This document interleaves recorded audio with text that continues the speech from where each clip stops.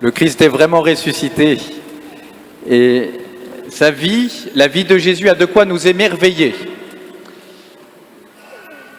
Pendant longtemps, les premières années de sa vie, Jésus les passe dans la discrétion, à Nazareth, apprenant et puis exerçant le métier de charpentier avec son père adoptif, Joseph, Saint Joseph.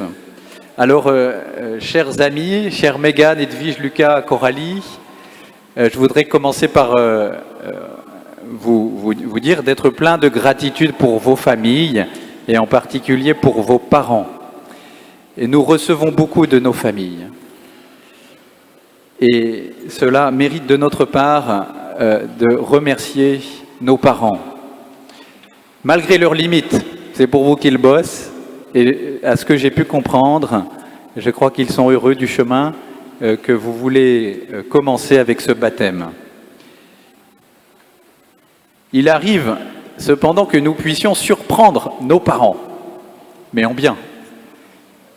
En mal aussi, mais que nous les surprenions en bien, ça c'est étonnant. Ça arrive aussi à Jésus. Les 3 dernières années de sa vie en particulier, il sillonne la Galilée, il sillonne la Judée, même un peu plus loin. Il fait des miracles, guérissant les malades, rendant la vue aux aveugles, il marche sur les eaux, il ressuscite les morts. Et du coup, il y a des foules qui le suivent.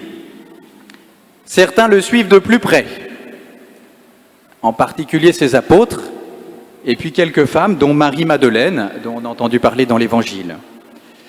En fait, Jésus dérange. Il dérange parce qu'on l'accuse de se prendre pour Dieu. On l'accuse de blasphémer, mais il ne se laisse pas dérouter. Il est vraiment le Fils unique de Dieu. Alors la conséquence de ce refus de reconnaître qu'il est le Messie, qu'il est l'envoyé de Dieu, eh bien c'est la mort de Jésus sur la croix. Jésus l'avait annoncé à plusieurs reprises. Le Fils de l'homme doit beaucoup souffrir, être rejeté par les anciens, les grands prêtres et les scribes, être tué et après 3 jours ressuscité. Et c'est effectivement ce qui s'est passé.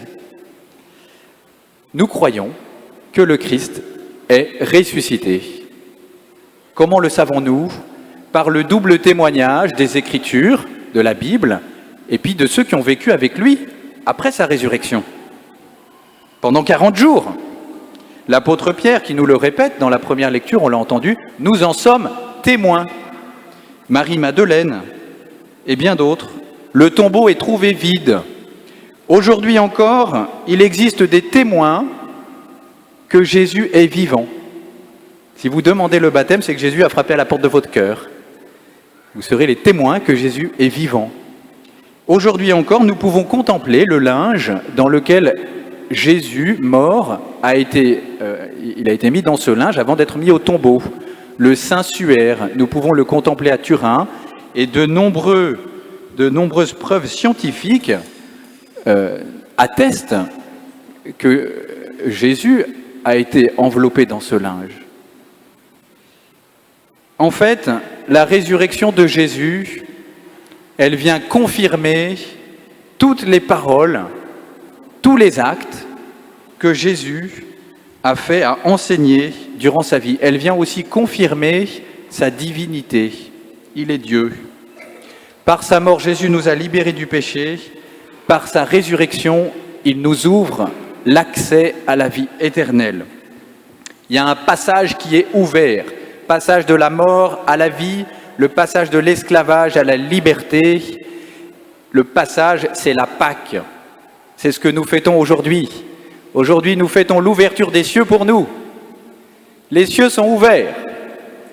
La vie avec Dieu nous est donnée. Eh bien, c'est ça le baptême. Vous allez être plongé dans l'eau ou être aspergé d'eau.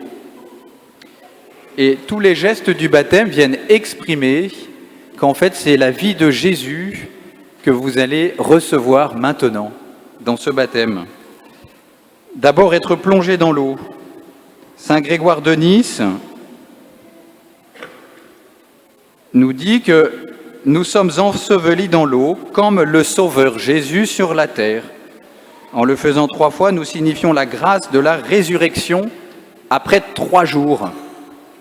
Et la forme de ce baptistère dans lequel vous allez être baptisé est octogonale, il y a 8 côtés. Et Jésus est ressuscité le 3e jour, le 8e jour, 3 jours après sa mort, et le 8e jour de la semaine, qui est devenu donc le premier jour de la semaine. L'huile sainte, vous allez recevoir cette onction sur votre front qu'on appelle le Saint Crème, qui a été consacré par l'évêque. Elle va exprimer votre appartenance à un peuple nouveau, un peuple saint, le peuple des baptisés, le peuple de ceux qui sont choisis par Dieu. Tous ceux qui sont baptisés ici, vous faites partie de ce peuple. Le cierge que vous allez recevoir par vos parrains et marraines, qui sera allumé au cierge pascal, il exprime la lumière que Jésus ressuscité vous offre. Saint Grégoire de Nazianze, un autre père de l'Église, disait « Cette illumination est pour notre faiblesse un secours. Mettant de côté la chair, elle fait suivre l'esprit et entrer en communion avec Dieu. » Et le vêtement blanc, il exprime la joie de la résurrection. Comme dit saint Jean Chrysostome, ce vêtement ne s'achète nulle part. On ne peut le recevoir qu'ici, et c'est un don de Dieu. Alors, avec ce baptême, vous entrez dans la vie chrétienne, et c'est une aventure. Vous connaissez les yamakasi, vous connaissez ces trucs-là? C'est l'art de se déplacer, il vise un déplacement libre et efficace dans tout type d'environnement. Il y a une agilité, dans tout milieu. Avec le baptême, avec la vie chrétienne, Dieu veut vous donner une agilité, une légèreté, une paix pour votre vie de tous les jours. Alors évidemment, notre vie, si elle est toujours heureuse avec le Christ, elle peut être douloureuse. Et je voulais reprendre 8 paroles de Jésus qui nous montrent ce chemin de la vie. On appelle ça les béatitudes. Heureux les pauvres de cœur, car le royaume des cieux est à eux. La grâce de Dieu, la vie de Dieu en nous, elle est première. Pour l'apprendre, il nous faut grandir dans l'humilité. C'est la seule solution. Alors je vous invite à ne pas craindre les humiliations, que ce soit à l'école, au travail ou ailleurs, qui nous aident à trouver l'humilité. Jésus dit « Heureux les doux, car ils recevront la terre en héritage. » La douceur, elle est possible que pour celui qui est fort. Une force intérieure qui ne se laisse pas submerger par la haine ou par d'autres types de sentiments négatifs. Alors cultivez cette force, travaillez à l'école et ailleurs, que les responsabilités de notre monde ne tombent pas chez des gens intelligents, mais sans foi ni loi. Vous êtes droit et vous avez le désir du bien, formez-vous pour être capable de faire le bien. Jésus nous dit « Heureux ceux qui ont faim et soif de la justice, car ils seront rassasiés. » Il nous dit aussi « Heureux les miséricordieux, car ils obtiendront miséricorde. » Le baptême nous lave du péché. Et le bien dont nous sommes capables est un don de Dieu. Alors je vous invite tous à puiser sans cesse à la miséricorde de Dieu. Et il y a 2 lieux en particulier où on trouve cette source, c'est la messe et c'est le sacrement de la confession. Quand on vient demander d'être purifié de nos péchés, parce qu'après le baptême, il nous arrive encore de nous laisser piéger à commettre le mal. Jésus nous dit « Heureux les cœurs purs, car ils verront Dieu. » Il y a beaucoup d'images qui pourrissent nos yeux. Nous sommes dans le royaume de l'image. Il y a des très belles images. Il nous faut choisir de voir ce qui est beau. Choisissez ce qui est beau. Protégez vos yeux. Contemplez l'œuvre du Créateur. C'est un choix qui est parfois qu'il nous faut poser. Jésus nous dit « Heureux les artisans de paix, car ils seront appelés fils de Dieu. » La paix est liée à la justice, elle est liée aussi au développement des peuples, elle est liée à l'accueil inconditionnel de la vie. Alors recherchez cette paix par-dessus tout. Et Jésus nous dit, « Heureux ceux qui sont persécutés pour la justice, car le royaume de Dieu est à eux. » Les papes vous ont rappelé, à vous les jeunes, j'ai encore le souvenir de Benoît XVI et du pape François, de rechercher les grands idéaux. Parfois on cherche des trucs tout rasibus, mais cherchez à construire de grandes choses.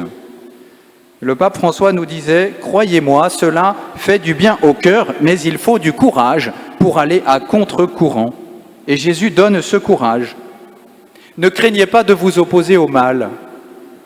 Par le baptême, vous allez choisir le bien, vous allez choisir la vie de Dieu. Ne craignez pas de vous opposer au mal, mais avec prudence. Il y a trop de gens qui se taisent, même parmi nous.